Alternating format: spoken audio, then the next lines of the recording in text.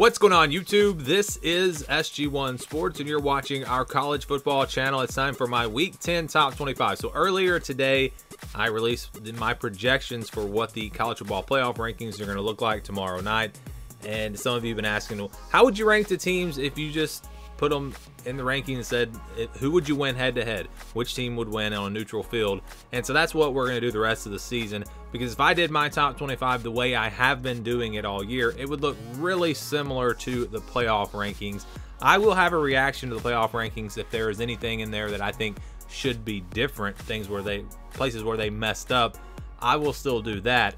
But as far as my top 25, it really just doesn't make any sense to put out a top 25 that's going to look very similar to the playoff rankings. So we're just going to kind of rank these teams based off of who I think would win in a head-to-head matchup on a neutral field if they played today. So kind of a power ranking, not really looking at resumes or anything like that. Because who would win if they played today on a neutral field, and you could even say in like a best-of-3 series, because of course turnovers, things can change games, and so we're really looking at how good these teams really are. So I'm going to start at the top on this and go work my way down. I think Tennessee's the best team in the country right now. I think they're playing the best.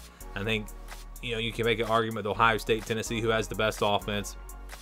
Tennessee, it's just the way that they come at you with that fast-paced offense. The defense is everybody says Tennessee has a terrible defense, and I've been saying this for a long time. Teams that play an up-tempo offense and score a lot of points, their defense is going to give up a lot. It's just the way it works. When they're out on the field all the time, the offense goes down, they score real quick, the defense has to get back out there. It's really tough on a defense. But if you actually look at Tennessee, and especially their defensive line and the way they have played against the run and the way they've gotten after opposing quarterbacks, they've actually got a pretty good defense. I know the pass defense, especially in the Alabama game, was awful. They were also missing some players in that game. But look at LSU. Didn't give up much to LSU. Held Kentucky to 6 points. This is actually a pretty good Tennessee defense that I think is definitely underrated. And you look at what they can do on offense, I think this team would beat anyone if they played on a neutral field on Saturday. Now, would they beat Georgia on a neutral field? I think they would. But in Athens, I don't know. I'm having a hard time with this pick. Georgia's really good. I think they would be the next team. Then Michigan at number 3. Look, I think Michigan would beat Ohio State on a neutral field. I just think their style, the way they run the football, if Ohio State can get turnovers like they've been able to get in the last couple of games, yeah, Ohio State probably wins that game. But if Michigan takes care of the football, I just think their style, and we saw it last year, they won easily last year against Ohio State. I think they would do it again this year. Now, that game will be in Columbus, of course, so that means it's a little bit of a harder pick. Playing there definitely does kind of tilt things more towards Ohio State. That's going to be just a huge game. I feel very confident that both of those teams are going to be undefeated when they play, and it's just going to be one of the biggest games, I guess, of all time, especially in that rivalry. But yeah, I know a lot of people are going to disagree. They would pick Ohio State to beat Michigan on a neutral field. I think Michigan would win. That's just my personal opinion. Oregon at number 5. I think Oregon would beat Alabama and TCU and Clemson. The way they're playing, the defense is good. The offensive line, I think, is something that gets really overlooked. They've got a really good offensive line. Bo Nix is playing great. Receivers making plays. They've got multiple running backs. This is a really, really good team, and I believe if they played Georgia today, it would be a much closer game.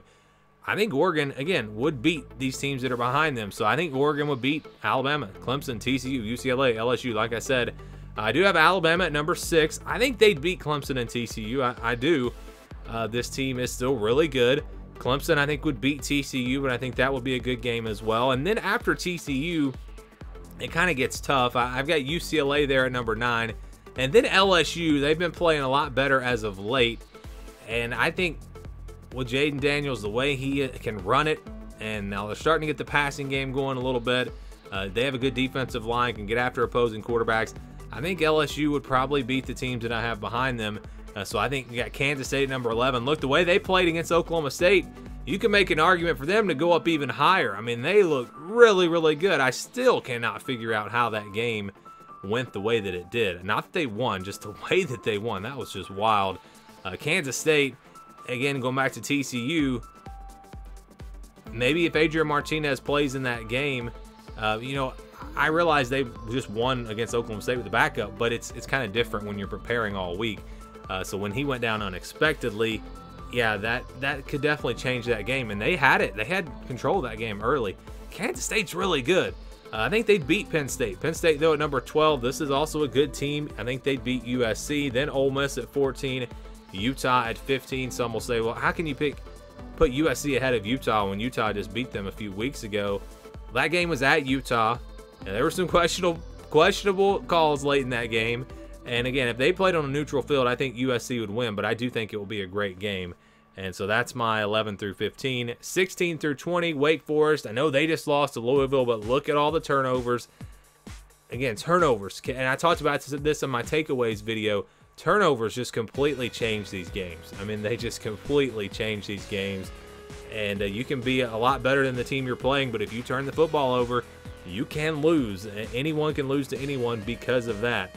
North Carolina at number 17, Illinois at number 18. Really good defense, but again, all the teams I have ahead of them, I don't know if they could slow those teams down.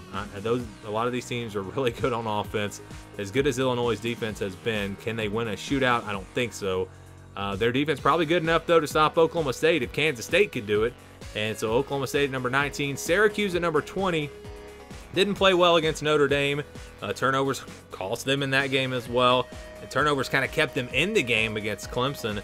And Notre Dame's a team that's just playing a lot better right now. So give me Syracuse at number 20, and then we finish things out with Arkansas at number 21. This team, I think, is really underrated. You look at the way they fought back against Alabama, even though they did lose that game, and Alabama kind of pulled away in the second half.